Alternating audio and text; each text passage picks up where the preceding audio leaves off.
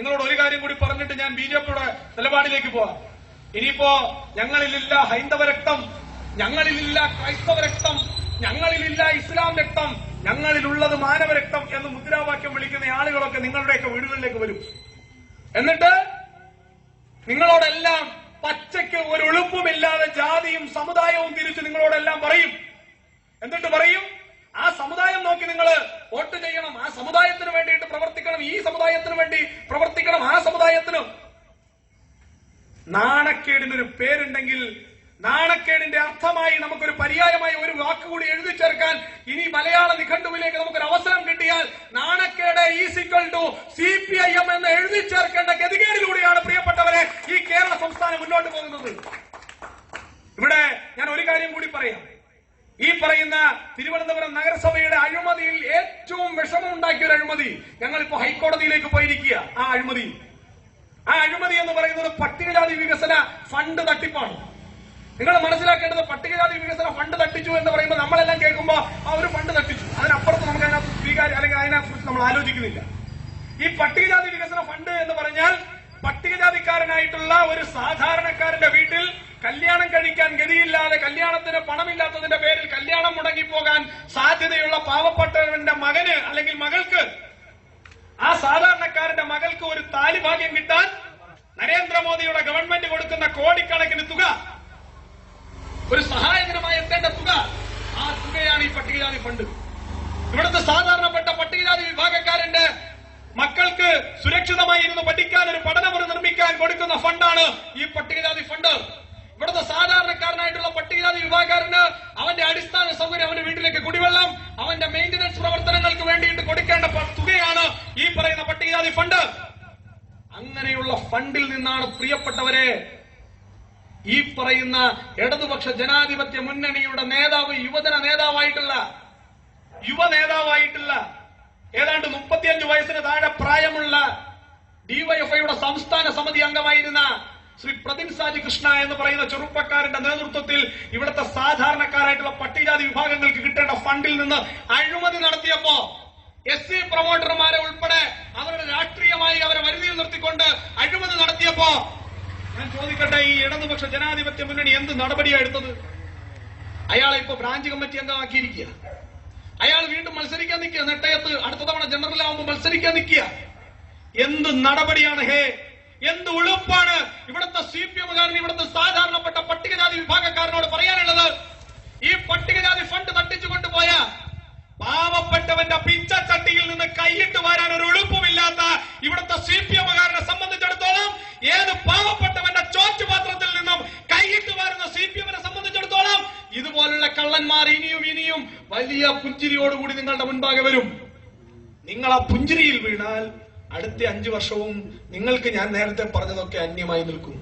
മറിച്ച് നിങ്ങൾ ഭാരതീയ ജനതാ പാർട്ടിയുടെ വികസനത്തിന്റെ രാഷ്ട്രീയത്തെ അഡ്രസ് ചെയ്യാൻ തയ്യാറായാൽ, ഭാരതീയ ജനതാ പാർട്ടിയുടെ വികസനത്തിന്റെ രാഷ്ട്രീയത്തെ നിങ്ങൾ നെഞ്ചിലേക്കാൻ തയ്യാറായാൽ, ഞങ്ങൾ പറയുന്നു, അടുത്ത 1.5 വർഷത്തിനകം, ഞങ്ങൾക്ക് അധികാരം ലഭിച്ച 1.5 വർഷത്തിനകം തിരുവനന്തപുരത്തെ തെരുവുനായ ശല്യം ഞങ്ങൾ പൂർണ്ണമായും പരിഹരിക്കുന്നതിനുള്ള മാസ്റ്റർ പ്ലാൻ നരേന്ദ്രമോദിയുടെ നേതൃത്വത്തിൽ ഞങ്ങൾ തയ്യാറാക്കി നിങ്ങളുടെ മുൻപാകെ അവതരിപ്പിക്കും. ഈ നാട്ടിലെ എല്ലാവർക്കും വീട്, എല്ലാവർക്കും വസ്തുവുള്ള തലചായ്ക്കാൻ ഒരു ഇടമുണ്ടാകണം എന്ന ഇവിടുത്തെ ഏതൊരു സാധാരണക്കാരന്റെയും ആവശ്യം അടുത്ത 5 വർഷത്തിനുള്ളിൽ നരേന്ദ്രമോദിയുടെ നേതൃത്വത്തിലുള്ള ഭാരതീയ ജനതാ പാർട്ടിയുടെ സർക്കാർ സംവിധാനം, നഗരസഭാ ഭരണം നിങ്ങളുടെ മുൻപാകെ നടപ്പിലാക്കി കാണിക്കും. നിങ്ങൾ ഞങ്ങൾക്കൊരു അവസരം തന്നാൽ സ്ത്രീ സൗഹൃദ നഗരമായി തിരുവനന്തപുരത്തെ ഞങ്ങൾ മാറ്റും. നിങ്ങൾ ഞങ്ങൾക്കൊരു അവസരം തന്നാൽ മാലിന്യ കൂമ്പാരങ്ങളുടെ മുന്നിൽ മൂക്ക് പൊത്താതെ നടക്കാൻ സാധിക്കുന്ന, മാലിന്യ കൂമ്പാരങ്ങളില്ലാത്ത മനോഹര നഗരമായി ഈ അനന്തപത്മനാഭൻ ശയനം ചെയ്യുന്ന ഈ അനന്തപുരി ഞങ്ങൾ മാറ്റിയെടുക്കും. നിങ്ങൾ ഞങ്ങൾക്കൊരു അവസരം തന്നാൽ പ്രിയപ്പെട്ടവരെ, ഇന്നലകളിൽ നിങ്ങൾക്ക് അർഹതപ്പെട്ടിട്ടുള്ള കോടിക്കണക്കിന് രൂപ ഈ ഇടതുപക്ഷ ജനാധിപത്യ മുന്നണിയുടെ കിങ്കരന്മാർ, ഈ ഇടതുപക്ഷ ജനാധിപത്യ മുന്നണിയുടെ ദല്ലാളന്മാർ, ഈ ഇടതുപക്ഷ ജനാധിപത്യ മുന്നണിയുടെ മുതലാളിമാർ നിങ്ങളുടെ സാധാരണക്കാരനിലേക്ക് എത്തേണ്ട കോടിക്കണക്കിന് രൂപ കട്ടുകൊണ്ട് അവന്റെ പാർട്ടി വളർത്തിയിട്ടുണ്ട് തിരുവനന്തപുരത്ത്. ആ പൈസ കഴിഞ്ഞ 45 വർഷമായി തിരുവനന്തപുരത്ത് CPM നടത്തിയിട്ടുള്ള ഓരോ അഴിമതിയും എണ്ണി പുറത്തു കൊണ്ടുവന്ന് ആ അഴിമതിക്കാരെ മുഴുവൻ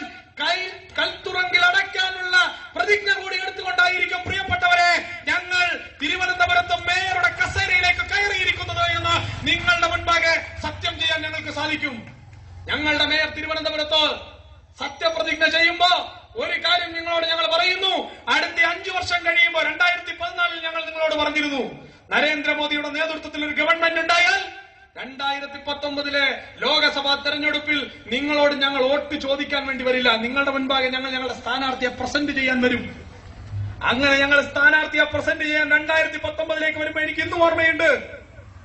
തീവ്രമായി എന്റെ രാഷ്ട്രീയത്തെ വിരുദ്ധമായി പറഞ്ഞിരുന്നവർ, എന്റെ രാഷ്ട്രീയ ആശയങ്ങളെ എതിർത്തിരുന്നവർ, എന്റെ രാഷ്ട്രീയത്തോട് അണുവിട പോലും യോജിപ്പില്ലായിരുന്നവർ പോലും നരേന്ദ്രമോദി എന്ന് പറയുന്ന അദ്ദേഹത്തിന്റെ വികസന രാഷ്ട്രീയത്തെ നെഞ്ചോട് ചേർത്തുകൊണ്ട് ഇന്നലകളിൽ വോട്ട് ചെയ്യാതിരുന്ന നൂറുകണക്കിന് കോടിക്കണക്കിന് പേർ ഇന്ന് കേരളത്തിലടക്കം തിരുവനന്തപുരത്തടക്കം ഈ രാജ്യത്ത് നരേന്ദ്രമോദിയുടെ വികസനത്തെ കയ്യൊപ്പ് ചാർത്തി തുല്യം ചാർത്തി അവകാശപ്പെടുത്തി കൊടുക്കുന്നുണ്ട് എങ്കിൽ അടുത്ത 5 വർഷം കഴിഞ്ഞ് ഈ നഗരസഭാ ഭരണം ഞങ്ങളെ ഏൽപ്പിച്ചു കഴിഞ്ഞ് 5 വർഷം കഴിഞ്ഞ് ഞങ്ങൾ നിങ്ങളുടെ മുൻപാകെ വരുമ്പോ ഇന്നെങ്ങനെയാണോ നട്ടല് നിവർത്തി തല ഉയർത്തി നിങ്ങളോട് ഞങ്ങൾക്ക് സമ്മതിക്കാൻ സാധിക്കുന്നത്, അതുപോലെ നിങ്ങളുടെ എല്ലാ നീറുന്ന പ്രശ്നങ്ങളുടെയും അവസാനം കണ്ടിട്ട് മാത്രമേ ഒരു BJP പ്രവർത്തകൻ നിങ്ങളുടെ മുൻപാകെ വോട്ട് ചോദിച്ചു വരികയുള്ളൂ എന്ന് നിങ്ങളുടെ മുൻപാകെ പറയാൻ ഇച്ഛാശക്തിയുള്ള ഒരു ഗവൺമെന്റ്, ഒരു പാർട്ടി ഉണ്ടെങ്കിൽ ആ പാർട്ടിയുടെ പേരാണ് പ്രിയപ്പെട്ടവരെ നരേന്ദ്രമോദിയുടെ ഭാരതീയ ജനതാ പാർട്ടി.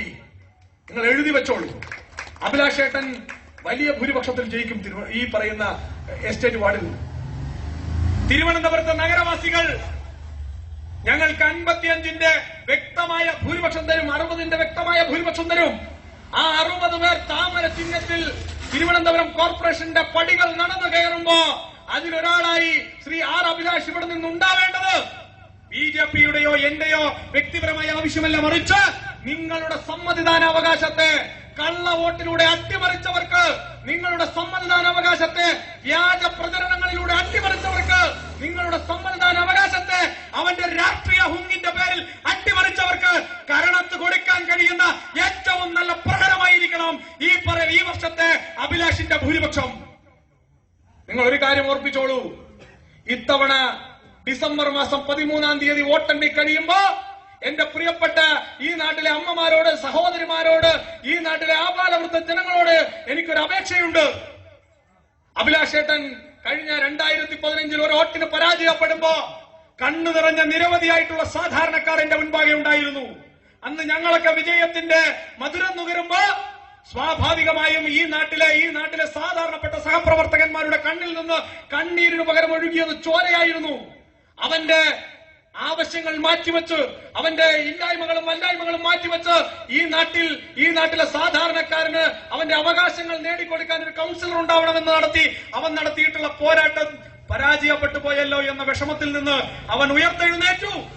ആ ഉയർത്തെഴുന്നേൽപ്പ് നിങ്ങൾ മനസ്സിലാക്കേണ്ടത്, ഇത് ഞങ്ങളുടെ കോട്ടയാണ്, ഇവിടെ ഞങ്ങൾ എന്ത് കള്ളം പറഞ്ഞാലും ഇവിടുത്തെ സാധാരണക്കാരെ വിശ്വസിപ്പിക്കാൻ ഞങ്ങൾക്ക് സാധിക്കും എന്ന് ധാർഷ്ട്യത്തോടുകൂടി നമ്മുടെയൊക്കെ മുഖത്ത് നോക്കി പറയുന്ന CPMന്റെ രാക്ഷസ ഭരണം അവസാനിപ്പിക്കാനുള്ള ചവിട്ടുപടിയാവണം ഈ എസ്റ്റേറ്റ് വാർഡിലെ 2025 ഡിസംബർ മാസം 13-ാം തീയതി വോട്ടെണ്ണി കയറുമ്പോ ഇടതുപക്ഷ ജനാധിപത്യ മുന്നണിയോട് ഇവിടുത്തെ സാധാരണപ്പെട്ട വോട്ടർമാർ പറയണം, ആർ അഭിലാഷും താമരയാണ് ഞങ്ങളുടെ ഹൃദയത്തിനകത്തുള്ളത് എന്ന് പറയാൻ കഴിയുന്ന ഒരു ജനവിധി അതായിരിക്കണം ഇത്തവണ ഉണ്ടാകേണ്ടത് എന്ന് മാത്രം നിങ്ങളോട് എല്ലാവരോടും അഭ്യർത്ഥിച്ചുകൊണ്ട്, അതിനുവേണ്ടി നിങ്ങളുടെ സ്നേഹം, നിങ്ങളുടെ വോട്ട്, നിങ്ങളുടെ അനുഗ്രഹം, നിങ്ങളുടെ പ്രാർത്ഥന എല്ലാം ആർ അഭിലാഷിന് ഉണ്ടാവണേ എന്ന് മാത്രം ആഗ്രഹിച്ചുകൊണ്ട്, BJPയോടൊപ്പം ഉണ്ടാകണമേ എന്ന് മാത്രം ആഗ്രഹിച്ചുകൊണ്ട്, BJP വിജയിച്ചു കഴിഞ്ഞാൽ 45 ദിവസത്തിനകം ഇന്ന് ലോക രാജ്യങ്ങൾ വികസനത്തിന്റെ അംബാസിഡറായി കാണുന്ന ശ്രീ നരേന്ദ്രമോദി തന്നെ നേരിട്ട് വന്ന് തിരുവനന്തപുരത്തിന്റെ വികസനത്തിന്റെ മാസ്റ്റർ പ്ലാൻ നിങ്ങളുടെ മുൻപാകെ അവതരിപ്പിക്കുമെന്ന് BJP പറഞ്ഞിട്ടുണ്ട്. ആ വാഗ്ദാനം പാലിച്ചുകൊണ്ട് തന്നെ നിങ്ങളെ കൂടി ഉൾപ്പെടുത്തിക്കൊണ്ട്, നിങ്ങളുടെയൊക്കെ സജഷൻസ് കേട്ടുകൊണ്ട്, നിങ്ങളുടെയൊക്കെ അഭിപ്രായത്തിന് വില നൽകിക്കൊണ്ട് ഒരു നിങ്ങൾ കൂടി ഭാഗമായിട്ടുള്ള ഒരു നഗരസഭാ ഭരണം BJPയുടെ നേതൃത്വത്തിൽ 2025 ഉണ്ടാവണം എന്ന് മാത്രം ആഗ്രഹിച്ചുകൊണ്ട്, അതിന് നിങ്ങളുടെ എല്ലാവരുടെയും പ്രാർത്ഥനയും പ്രതീക്ഷയും നിങ്ങളുടെ എല്ലാവരുടെയും അനുഗ്രഹവും അതിനു വേണ്ടിയിട്ട് ആഗ്രഹിച്ചുകൊണ്ട് നിർത്തുന്നു. വന്ദേ മാതരം.